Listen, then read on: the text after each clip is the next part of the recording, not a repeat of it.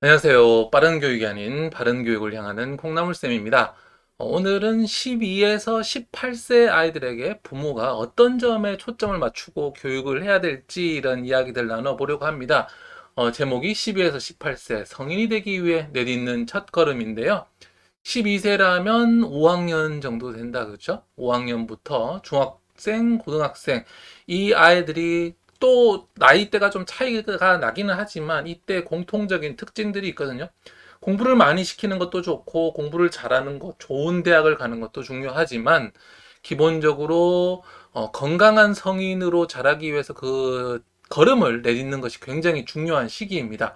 그렇다면 이때 부모님께서는 우리 아이들 교육에 어떤 점에 초점을 맞추면 좋을지 좀 말씀 나눠드리려고 하고요.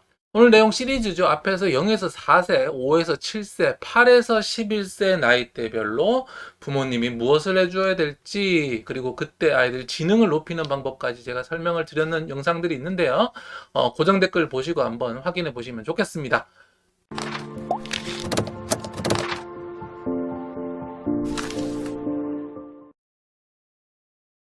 네, 12에서 18세 아이들이 가장 잘 해야 되는 것, 잘 갖춰야 하는 것, 바로 자아 정체성입니다. 우리 영어로 하면 아이덴티티라고 합니다. 아이덴티티라는 말 많이 들어보셨죠? 나라는 사람이 누군가에 대한 그런 이해인데요. 자기 자신의 독특성, 나는 남들과 다른 이런 독특한 면이 있구나라는 것들에 대해서 안정된 느낌을 갖는 거예요. 그러니까 나와 남이 다르다라는 걸 알고, 근데 여기서 안정돼야 돼요. 이런 거는 나의 특징인데, 좋아. 이것이 바로 나구나. 인정을 해야 된다라는 거죠. 남들과 똑같이 생각을 한다거나, 남들은 다 저런데 나는 왜 이럴까라고 불안한 느낌을 가져서는 안 되겠습니다. 그래야 건강한 정신을 가진 성인이 될 텐데요. 이것은 엑슨이라는 학자가요, 심리 사회적 발달 단계에서 이야기했던 부분이기도 합니다. 우리가 그 전까지 11세까지는요. 좀 아이들이 자신과 주변 사람들을 약간 동일시하는 특징이 있습니다. 사람은 원래 집단을 좋아하기도 하고 이 집단 내에서 약간 안주를 하는 거죠. 그래서 그 이전에는 부모에게 안주를 하면서 그렇게 유사한 형태로 되어 가려고 하는데요. 이것이 나쁜 것이 아니라 배워가는 겁니다. 사람은 이렇게 행동하고 말하는 거구나 이렇게 배우고 가다가 이제 약 12세, 그러니까 쉽게 얘기하면 사춘기 정도라고 보면 되겠습니다. 이 사춘기에 즈음하면서 그렇다면 나라는 사람은 누군가를 알아가는 거죠. 첫 번째는 나는 남들과 다르구나라는 것을 깨닫는 것이 중요합니다. 내 위치, 내 능력, 내 역할, 내 책임. 그러니까 나라는 사람은 우리 가정에서, 우리 반에서 어떤 위치를 차지하고 있고, 나는 무엇을 잘하고 내가 할 수 있는 것들, 능력들, 그리고 역할들, 내가 아들로서, 딸로서, 반장으로서, 내가 어떤 역할이 있고 내 책임이 이런 거구나 하면서 자기의 사회적 위치나 이런 것들을 배워가야 합니다. 이 시기에는 친구 관계가 매우 중요합니다. 그 이전까지 가장 중요한 존재는 부모라고 하겠습니다. 부모님, 그리고 선생님, 어른들이 이렇게 말씀하시면 그 이전까지는 아이들이 다 이게 법이라고 생각을 합니다. 그래서 부모님, 선생님 이야기하시는 것들 반드시 따라야 된다라고 생각을 하다가 점점 초등학교 3학년, 4학년까지 조금 그런 경향이 있다가 이제 사춘기를 접하면서 점점 이제 그 무게 중심추가 친구들로 옮겨가죠. 그래서 부모님이 하는 이야기들보다 친구들이 하는 이야기를 더 믿고 친구들을 더 따르고 그런 특징들이 나타납니다. 그러면서 다양한 친구들을 만나면서 아이들이 이 안에서 나는 이렇구나. 저 사람은 이렇고, 이 사람은 이렇고, 저 사람은 또 이렇고, 이 사람은 이렇고, 다들 다르고, 다들 다양한 색깔을 가지고 있고, 다르고, 그 안에서 또 나는 이렇구나라고 하면서 자기를 깨달아가는데 굉장히 많은 도움이 됩니다. 그러니까 자기 혼자 있는 것보다 다른 모습들을 보면서 나는 요게 다르고 나는 요게 다르고 그러니까 인간적인 인간으로서 가진 공통된 특징도 알아가겠고 또 개인으로서 다 차별화된 어떤 특징들을 이런 친구 관계들을 통해서 배우게 되거든요. 그래서 친구 관계 굉장히 중요하다라는 거. 이렇게 해서 자아 정체성을 가지는 데 있어서 또 중요한 것은 자기 스스로 깨닫는 거예요. 무엇이냐면은 부모님이나 선생님이나 자기의 철학을 너무 강조하시는 분들 본인이 꼭 맞다. 라고 이렇게 착각하시는 분들이 많으세요. 그런 분들은 이제 아이들한테 억지로 약간 정해 주려고 합니다. 너는 이런 사람이다. 너는 이런 사람이 또 되어야 한다. 너는 이런 사람이고 엄마 아빠 아들이니까 이런 사람이고 또 커서 이런 일을 해야 되고 너는 또 이런 사람일 거다라고 우리가 흔히 얘기하는 바로 주입식으로 아이들에게 알려주는 그런 경우들이 있는데요. 물론 부모로서 자기의 생각을 이야기해주고 할 수는 있지만 결국에는 아이가 또 친구 관계도 하면서 주변 사람들을 보면서 또 부모님 말씀도 들으면서 자기만의 어떤 자기 자신에 대한 이해를 만들어내야 하는 겁니다. 그래서 동일시해서 우리 부모님도 그러니까 나도 그렇다. 이런 것들이 예를 들자면 긍정적으로 작용할 수도 있어요. 우리 부모님이 뭐 영어를 잘하니까 나도 영어를 잘할 거다. 이런 것들이 가능하죠. 이럴 때는 써먹을 수 있습니다. 저도 딸에게 이런 이야기를 합니다. 아빠 영어 엄청 잘했어. 너도 엄청 잘할 거야. 라고 긍정적인 측면에서는 써먹죠. 근데 부정적인 측면들 있죠. 아빠의 단점이 있어. 그러니까 너도 그럴 거야 라고 이야기하는 것이 아니라 아빠의 이런 단점들이 있거든? 근데 너는 너니까 너는 다르지. 너는 잘할 수 있어. 라고 이야기를 해주는 겁니다. 그래서 이런 것들이 제대로 되지 않으면 이제 역할 혼미가 온다라고 에릭슨이 이렇게 이야기를 했는데요. 내가 누군지 정체성이 정확하게 잡히지 않으니까, 그러면 나는 누구고, 나는 어떤 일을 해야 되고, 어떻게 살아야 될까가 잡히지가 않는 거죠. 그래서 정체성이 안 잡히면 무엇을 많이 할 수 있을까요? 네, 바로 방황을 하거나 일탈을 하거나 하게 될 가능성이 좀 있습니다. 왜냐하면 나라는 사람에 대한 인식이 정확하지 않으니까 내가 무엇을 해야 될지 모르고 근데 청소년 시기에 에너지는 남아 돌잖아요. 그런 에너지들을 막 쏟다 보니까 안 좋은 곳에 쏟게 되는 거죠. 그래서 아이들이 내가 어떤 사람이다라는 역할을 좀 인지하는 게 좋은데 근데 부모님이 너는 공부만 해라고 했을 때 이런 역할들이 더 잡히지가 않게 되는 겁니다. 네, 다음으로 그래서 아이들은 소속감을 가지는 게 굉장히 중요해요. 12세 이후에 18세까지 청소년들은 소속감을 가지는 것이 굉장히 중요하다. 왜냐하면은 앞에서 얘기했던 자아 정체성 있죠? 이것을 추구하고 있습니다. 그런데 완성이 됐을까요? 안 됐을까요? 네, 안 됐죠. 청소년 시기 동안 이 자아 정체성을 형성한다라고 하면 굉장히 성공을 한 겁니다. 근데 그 기간 동안 이것이 쉽지 않죠.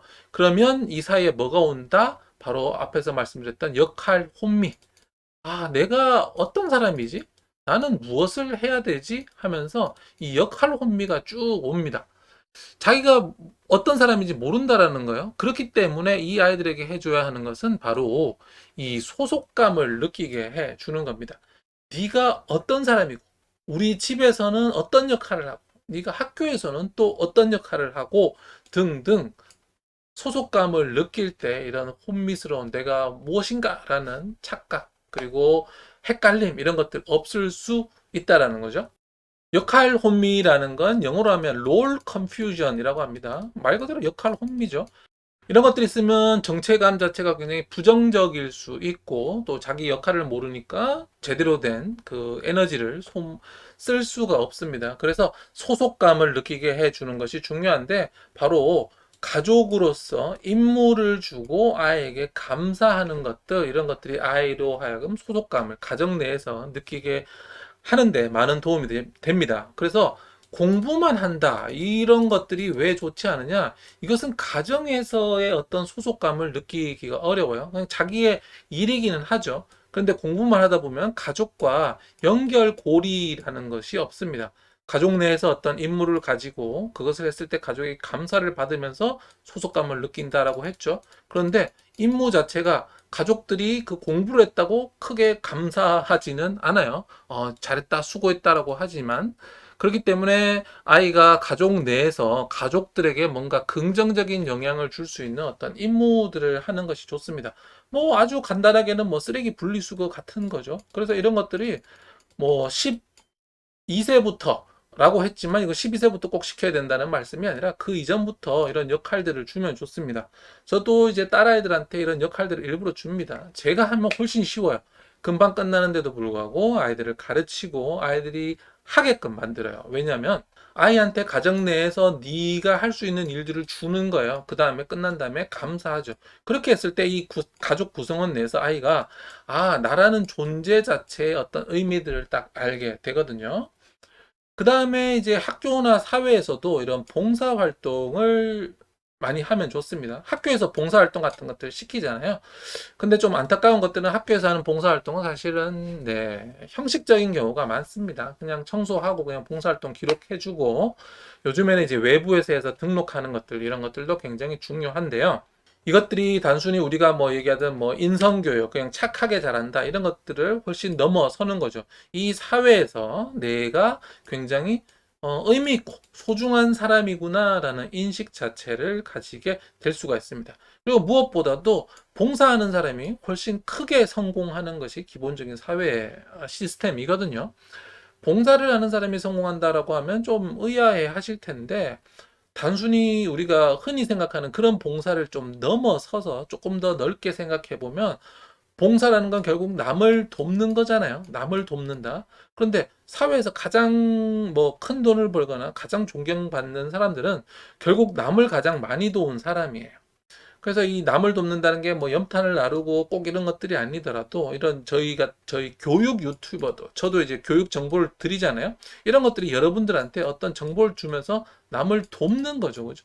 근데 이렇게 남을 돕는 것들이 결국 나한테 다시 다 돌아오고 그런 겁니다. 그래서 아이한테 에이 봉사해봤자 너만 손해야. 너는 공부만 해라. 이렇게 이기적인 마인드, 개인주의적 마인드 이런 것들을 너무 많이 강조한다면 뭐 개인이니까 개인주의적 마인드가 어느 정도 필요하지만 사회에서 네 역할을 함으로써 남을 돕고 그런 것들이 너에게 다시 돌아오고 이런 것들을 이해했을 때 아이가 자기 역할을 열심히 하면서도 또 남을 도우면서 이런 것들이 모두 다 하나로 연결이 되는 겁니다.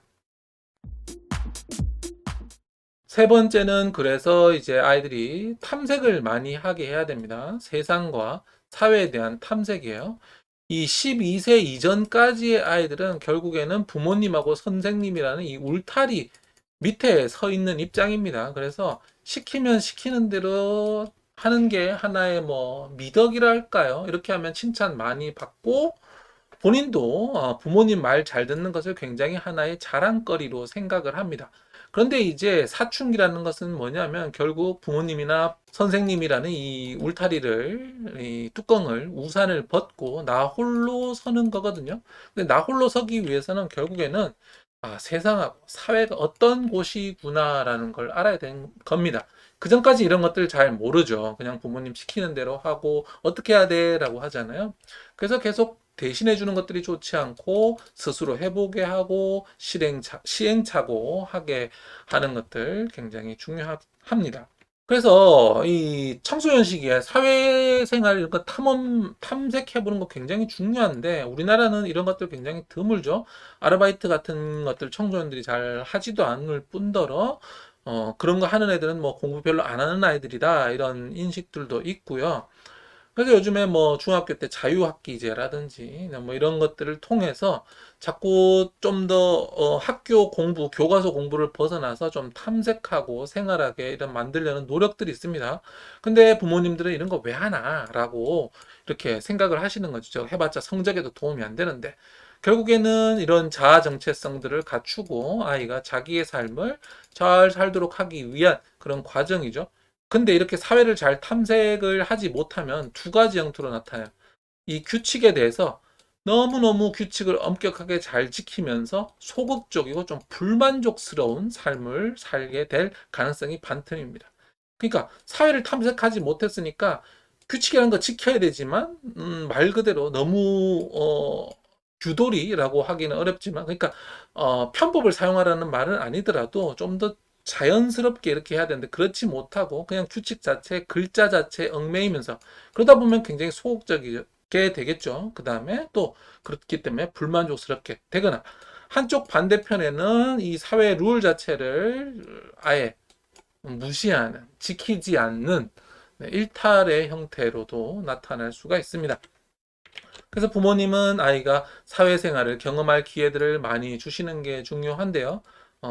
가능하다면 아르바이트 같은 것들도 한 번씩 해보게 하는 것들, 그리고 부모님 직장에 데려가서 직장 생활을 보여주는 것들, 또 뭐 수산시장이라든가요, 이런 것들도 데려가서 이 사회생활을 어떻게 사람들이 하고 있고 어떻게 교류하고 이런 것들을 보여주는 것이 중요합니다. 그리고 부모님이 자기의 사회생활에 대해서 아이들과 함께 이야기를 이렇게 나눠보는 것도 중요한 거예요. 아이고, 엄마 아빠 회사 일을 네가 왜 신경 써? 이런 말들보다도 엄마 아빠는 요즘에 이런 고민이 있고 이런 일들을 겪고 있어. 사회생활도 이런 어려움이 있단다. 라고 이야기해 주시면서 대화를 나누다 보면 아이가 머릿속으로 가상으로 시뮬레이션을 해볼 수 있거든요. 네, 오늘은 이제 12세에서 18세 아이들에게 가장 중요한 거 말씀드렸습니다. 첫 번째 자아 정체성이었죠.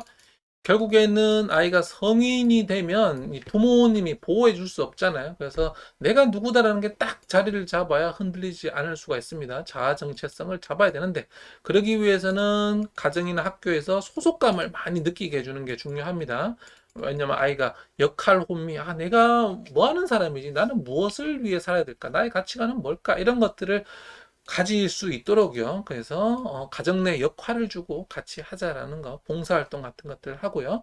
그 다음 세 번째로는 사회를 좀 탐색하는 그런 경험들이 많이 필요하다고 했습니다. 아이한테 공부만 하라고 하지 말고 이 사회를 많이 느낄 수 있도록 이야기해주고 함께 나누는 거 필요하겠습니다. 이런 것들을 통해서 우리 아이가 청소년 시기에 자아 정체성을 좀 갖추고 좀 원만하고 행복한 인생을 살 수 있게 해주시면 어떨까요?